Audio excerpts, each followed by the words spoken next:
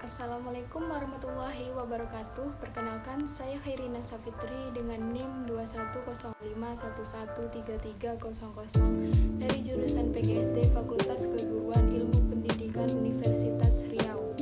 Adapun tujuan dari video ini adalah untuk memenuhi UTS dalam mata kuliah Konsep Dasar IPA Fisika dengan dosen pengampu Ibu Neni Hermita MPD dengan materi suhu dan kalor. Nah, teman-teman, untuk pengertiannya sendiri, suhu adalah derajat panas dinginnya suatu benda. Suhu suatu benda nantinya akan menunjukkan tingkat energi panas benda tersebut. Sedangkan kalor adalah salah satu bentuk energi yang bisa berpindah karena perbedaan suhu, yaitu berpindah dari benda yang bersuhu tinggi atau panas ke benda yang bersuhu rendah atau dingin. Ada beberapa perbedaan antara kalor atau panas dan suhu.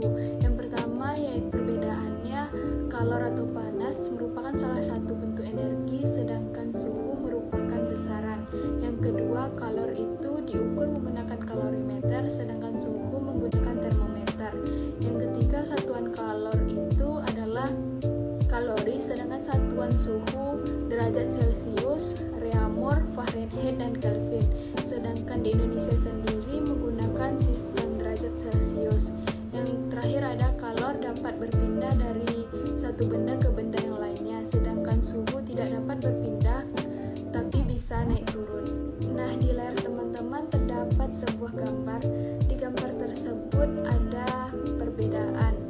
Pada gambar memiliki dua panci yang memiliki ukuran yang berbeda. Pada panci A memiliki ukuran yang lebih besar dan memuat air yang lebih banyak.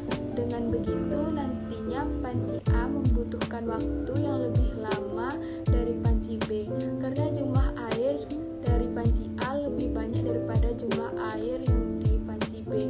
Dari peristiwa tersebut dapat kita ketahui bahwa hubungan energi panas yang dibutuhkan untuk menggunakan air di dalam panci dengan suhu air di dalamnya, yaitu semakin banyak jumlah air maka semakin banyak pula energi yang dibutuhkan untuk mendidihkannya.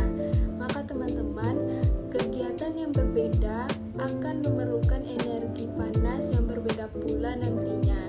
Adapun fungsi kalor yaitu yang pertama untuk menaikkan atau menurunkan suhu suatu zat. Ketika suatu zat melepaskan kalor, maka suhunya akan turun atau didinginkan.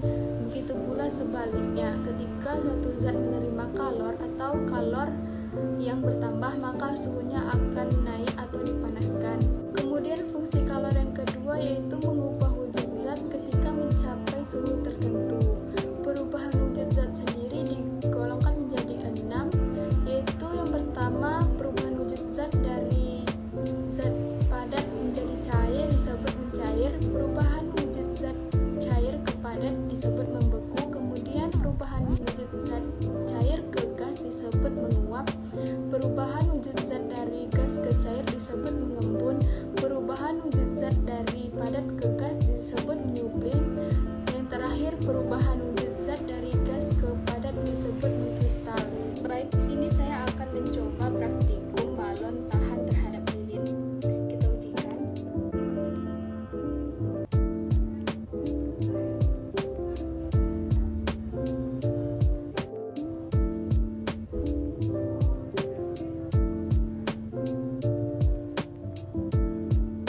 Nah, terjadi pada balon yang terisi air saat didekatkan dengan lilin tidak akan meledak, dikarenakan air adalah salah satu unsur yang memerlukan kalor yang sangat besar untuk memuai. Kalor yang berperan pada percobaan tadi adalah api pada lilin. Kadar kalor yang ada pada lilin sedikit, sehingga membutuhkan waktu yang sangat lama untuk memecahkan balon.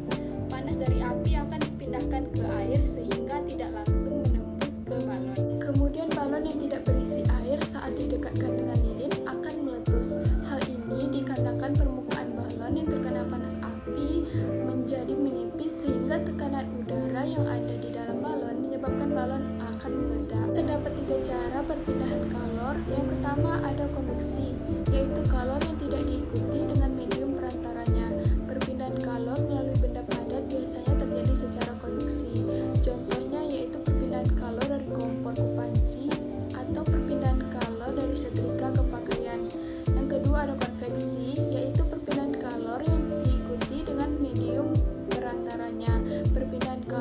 Melalui benda cair atau gas biasanya terjadi secara konveksi. Contohnya yaitu perpindahan kalor saat merebus air dan terjadinya angin darat dan angin laut. Yang terakhir, radiasi dan kalor dengan pancaran yang tidak memerlukan medium perantaranya. Contohnya panas matahari yang sampai ke bumi atau panas api unggun. Bahan yang menghantarkan panas dengan baik disebut konduktor. Contohnya aluminium, tembaga, dan perak. Sebaliknya, bahan yang tidak menghantarkan panas dengan baik adalah isolator. Contohnya kayu, kain, karet, dan plastik. Maka teman-teman, semakin tinggi suhu suatu benda, maka semakin panas pula benda tersebut. Energi panas dapat mengubah benda yang nantinya akan mengalami pemuaian dan penyusutan. Pemuaian panas sendiri merupakan perubahan suatu benda yang dapat menjadi bertambah panjang, lebar, luas, maupun volumenya karena terkena kalor atau panas. Begitu juga sebaliknya, penyusutan merupakan perubahan suatu benda yang menjadi berkurang karena terkena suhu dingin. Pemuaian dan penyusutan ini biasanya